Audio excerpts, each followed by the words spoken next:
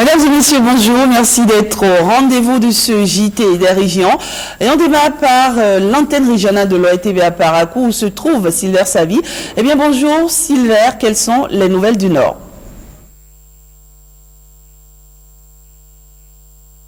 Bonsoir à tous, merci de nous retrouver. Le préfet du département de la Liborie, officiellement installé. La commune de Kandi, chef-lieu du département, a abrité la cérémonie. C'était hier, mercredi, et c'était aussi en présence de Sa Majesté Saka Djibril III, en présence également des élus locaux et des populations des 6 communes de ce département. Olvega Messan et Aziza Lagbe pour le reportage. Moussa Mohamedou, préfet de la Liborie, accède ainsi à la plénitude de sa nouvelle fonction, celle de la représentation de l'autorité étatique dans cette partie du Bénin. Pour les populations de ce département, c'est une nouvelle ère qui s'ouvre. Je voudrais en ces moments solennels exprimer toute ma joie, ainsi que celle des populations de la Liborie qui, depuis des lustres, attendaient légitimement de voir leur région érigée en un grand pôle de décision et de développement. Aujourd'hui, c'est chose faite.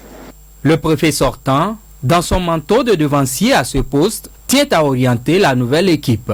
Pour elle, les objectifs restent toujours les mêmes. Le défi est lancé à partir d'aujourd'hui. C'est sans répit. Je saisis l'occasion pour vous dire: mettez derrière les querelles intestines. Le préfet n'est qu'un coordonnateur, c'est à vous le développement. Pensez le développement. Le nouvel entrant, à travers un discours empreint d'unité, appelle à un engagement commun. Sa vision, l'avancée de cette région à fort potentiel économique, mais en revanche, menacée par des réalités sociopolitiques et environnementales. L'événement qui nous réunit aujourd'hui est d'une importance capitale. Lorsqu'on sait que dans tous les pays du monde, la déconcentration joue un grand rôle dans le développement économique, social et culturel. Pour cette raison, nous devons tous ensemble saluer cette bienveillante volonté de nos acteurs gouvernants et nous mettre à l'œuvre de construction de notre département pour ne pas être le dernier. Le chef de l'État et son gouvernement, monsieur le préfet, attendent de vous l'accompagnement nécessaire à la mise en œuvre effective de la déconcentration dans le département de la Liborie. Tous unanimes sur ce fait, les représentants de 6 communes de la Liborie s'engagent à activer la roue du développement.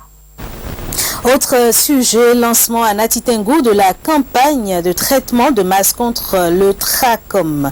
Les 4 départements du Nord sont concernés et l'objectif, c'est d'enrayer cette maladie, souvent cause de cécité, grâce aux appuis techniques et financiers de l'ONG RTI, Envision et de l'USAID.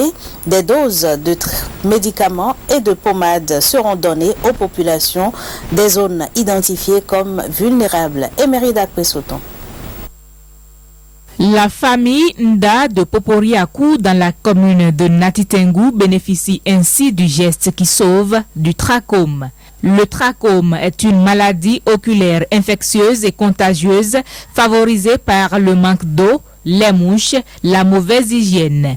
Une étude faite l'année dernière a identifié certaines communes des départements de la Takora, Donga et du Borgo à Liborie comme étant dans la zone rouge du trachome. Dans la Takora, il s'agit des communes de Natitengu, Bukumbe et Tukuntuna.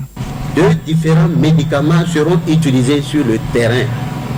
Il s'agit de l'azithromycine en suspension buvable pour les enfants de 6 mois à 5 ans et des comprimés pour les enfants de plus de 5 ans.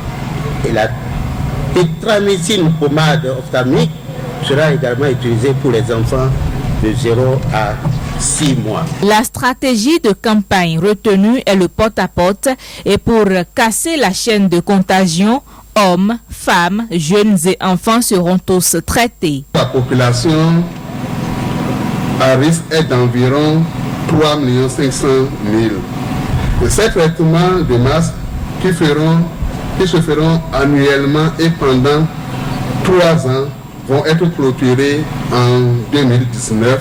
Nous avons le défi d'éliminer le trachome au Bénin à l'horizon 2020 et nous devons conjuguer nos efforts à ce noble objectif. Pour mieux informer et sensibiliser la population sur la maladie, une caravane a été faite à travers les artères de la commune de Natitengu. Le trachome, une des causes majeures de cécité, fait partie de la catégorie des maladies tropicales négligées, des maladies qui font ravage, mais souvent délaissées par les autorités. La campagne de masse dans les différents départements concernés se fera jusqu'au 6 juillet. Une note de culture pour finir, à l'instar des autres départements du pays. La Takora a eu sa fête de la musique. 35e édition. Natitengu a abrité l'événement fait de prestations d'artistes et de groupes de danseurs traditionnels. Ceci sur des rythmes typiquement de la Takora Donga.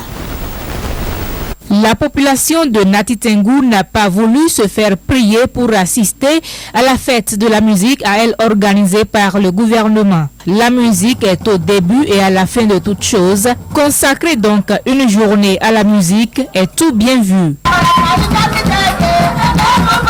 La musique, loin d'être simplement une thérapie, est toute une médecine. Juste en écoutant une musique, on est tout guéri. Nous marchons sur nos richesses. Nous nous asseyons sur nos richesses et nous pensons que le développement c'est seulement des bétons. Non. Le développement c'est aussi l'homme tout simplement qui a compris que son nom signifie quelque chose, que ses origines signifient quelque chose, que d'où il vient c'est de l'important et que sans ça il n'est rien. Chers artistes, musiciens, vous êtes à l'honneur ce soir. Vous qui, nuit et jour, attendez un moment d'inspiration pour nous faire sortir un bon produit, une bonne musique, un produit agréable à nos oreilles.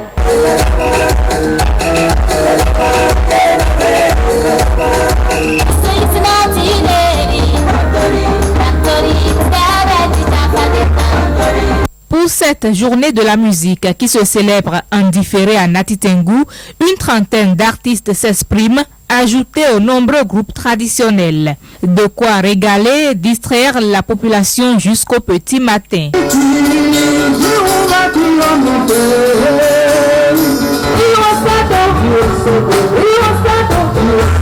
L'occasion a été bonne pour féliciter les artistes qui ont pour souci permanent de présenter de bons produits au public. Et pour ceux qui n'y sont pas encore, ils ont été exhortés à mieux faire pour redorer le blason de la musique béninoise.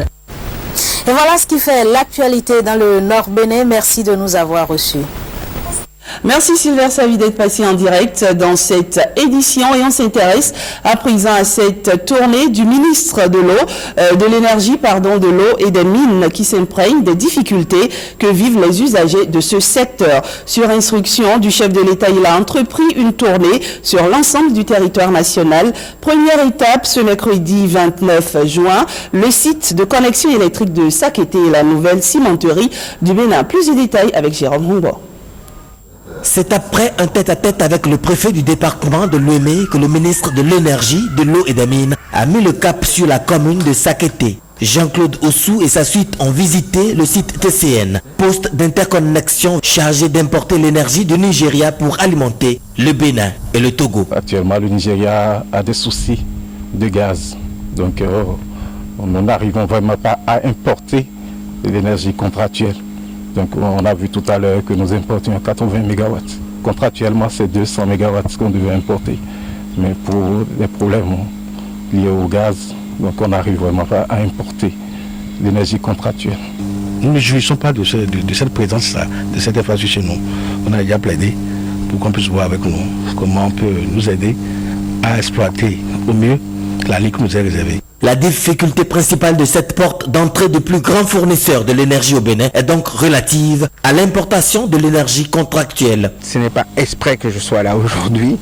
L'équipe a déjà été là-bas il y a 2 semaines et de nouveaux rendez-vous à partir d'aujourd'hui pour qu'on puisse rapidement finaliser l'augmentation de capacité en provenance du Nigeria, d'une part, mais aussi du Ghana, puisqu'en fait c'est les 2 gros pourvoyeurs d'énergie dans notre pays, avec une difficulté que j'ai évoquée tout à l'heure, mais qu'il n'a pas réévoquée là, c'est un problème de synchronisme. Ce travail en cours à travers le WAP pour pouvoir aider à cette synchronisation qui faciliterait les choses en termes de fluidité de l'énergie venant de part et d'autre de notre pays.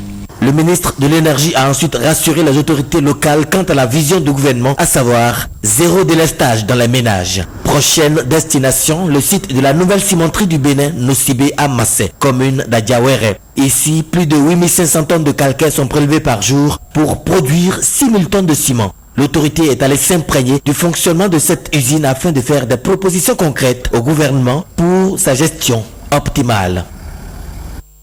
Eh bien, autre élément de l'actualité de ce JT des régions, vous le savez, c'est à l'unanimité des députés présents à l'hémicycle que le collectif budgétaire exercice 2016 a été voté. C'était ce mardi 28 juin. Le ministre de l'économie et des finances a présenté un budget réactualisé selon les mouvements de crédit opérés et la restriction budgétaire qu'il fallait pour relancer l'économie de notre pays. Le compte rendu est signé Guillaume Avieno. Les députés ont adopté mardi dernier en leur séance plénière à l'unanimité le projet de loi rectificative du budget 2016. Selon le rapport présenté, la gestion du budget initial avait nécessité des modifications et des mouvements de crédit. Ainsi, le gouvernement a fait recours à diverses procédures légales de modification des plafonds de crédit des ministères et institutions de l'État. Il s'agit des procédures de virement, de transfert, d'annulation et de dépassement de crédit. Le ministre des Finances s'explique. J'ai parlé la dernière fois de l'émission obligataire que nous sommes en train de préparer pour 150 milliards à peu près, pour permettre en fait de donner un peu de souffle à l'économie, de relancer la machine, de payer notamment les fonds FADEC qui sont en attente, puisqu'il y a eu des questions sur le fonds FADEC. Donc voilà à peu près dans quel état d'esprit nous avons agir, redresser la barre, se donner les moyens de préserver les acquis sociaux et également commencer déjà à donner un souffle à l'économie pour que dès le 2e semestre, que les activités reprennent. La loi rectificative du budget 2016 prévoit ainsi des mouvements de crédit pour les besoins jugés importants. Les secteurs ayant connu des besoins additionnels de crédit sont principalement la souveraineté de l'État, l'énergie, l'agriculture, le transport routier, la santé, le sport, l'enseignement technique, les finances et l'emploi des jeunes. Des efforts salués par les députés. En état record, ils sont parvenus à nous réaliser une économie de 149 milliards. Ah mais ça, il n'y a pas autre raison que d'accompagner ce gouvernement. Indépendamment de tout ça là, ils ont pris l'engagement de travailler pour que chaque département de notre pays parvienne à trouver son compte. Certains parmi eux auraient néanmoins souhaité que la question de la sécurité fasse l'objet de préoccupations majeures. Monsieur le Président, il est dit dans le document que des économies ont été faites dans le cadre de ce collectif budgétaire pour financer en partie des mesures d'urgence. Mais il y a un grand domaine qui est oublié, à mon avis. C'est le domaine de la sécurité. Les malfrats tuent, je dirais, sans hésiter. La population riposte aujourd'hui avec la vindicte populaire. Mais ce que je crains à ce niveau, c'est que des innocents puissent en partir. Malgré ces observations, le collectif budgétaire a été voté à l'unanimité. Les prévisions budgétaires s'élèvent globalement à la somme de 1423 milliards 487 millions de francs CFA contre 1552 milliards 977 millions de francs CFA, soit un taux de réduction de 8,34% de l'ancien budget. Et sachez que l'ONG ACEP, Action sociale pour l'éradication de la pauvreté, fait œuvre utile. L'association a en effet doté 11 filles handicapées de Porto Novo de machines à coudre en haute couture. La cérémonie de remise des machines aux bénéficiaires a eu lieu en présence de notre reporter. Suivez les images. 11 machines à coudre pour accompagner les femmes et jeunes filles handicapées de Porto Novo. C'est un don de l'ONG ACEP, entendez, Action sociale pour l'éradication de la pauvreté à cette couche vulnérable, souvent laissée pour compte. Au Bénin, avec le recensement général de la population et de l'habitat, il y a 2,55% de la population qui porte un handicap. C'est pour cela qu'il est important de mettre en œuvre des actions de réadaptation et d'insertion socio-professionnelle à leur endroit pour pouvoir les prendre en compte et avoir la richesse de leur potentialité. Cette remise de machines intervient après un atelier de formation et de renforcement des capacités en haute couture de 20 bénéficiaires avec l'appui de la Fondation Abilis. Dans son volet de formation professionnelle et d'appui en équipement pour l'autonomisation des personnes en situation difficile, l'ONG ACEP a initié l'atelier de formation et de renforcement des capacités en haute couture au profit des jeunes filles et dames en situation difficile dans le 5e arrondissement et bien sûr des personnes handicapées. Du 9 au 13 avril et du 24 au 25 juin 2016 s'est tenue la dite activité. L'ONG ACEP, Action sociale pour l'éradication de la pauvreté, est créée en 2006 et travaille depuis lors pour l'amélioration des conditions de vie des personnes en situation difficile. On parle à présent de cette prière pour le Bénin initiée par la communauté musulmane de Ita Djebou, une prière soutenue par El Hadj Latifa, épouse du député Moukarama Guibadé Koussonda. Guillaume Avienou pour les détails. C'est une tradition ici à Ita Djebou, dans la commune de Pobé, dans la période du Ramadan. La communauté musulmane est invitée chaque année à un partage de la portée des versets coraniques, une prêche qui permet de se ressourcer spirituellement. Cette année, l'événement est soutenu par El Hadj Latifat, originaire de la localité et épouse du député Moukaram Adibadé Koussonda. Prière d'aujourd'hui venant vers El Hadj Latifa et la prêche se sont croyés. Pour cela, nous n'avons pas de temps pour les deux d'Alpha de bien nous et de bien réussir leurs paroles. Pour cela, on remercie Dieu qui a amené ça comme ça. De là, on remercie El Hadj Latifa qui a organisé aujourd'hui cette prière.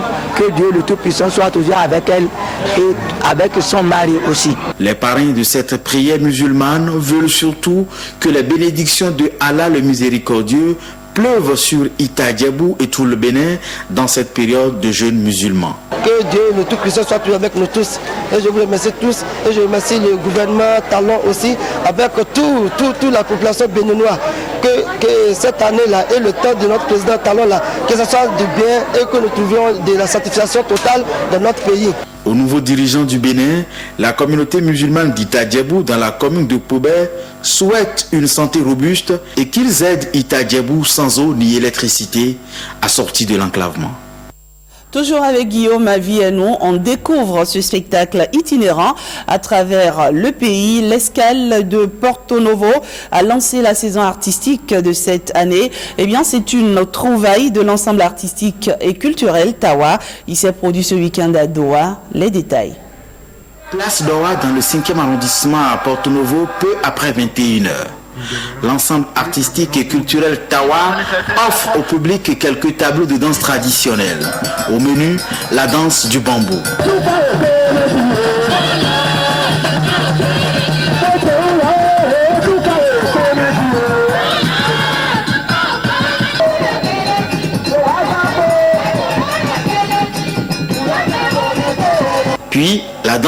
Orisha, le dieu du ciel et du feu.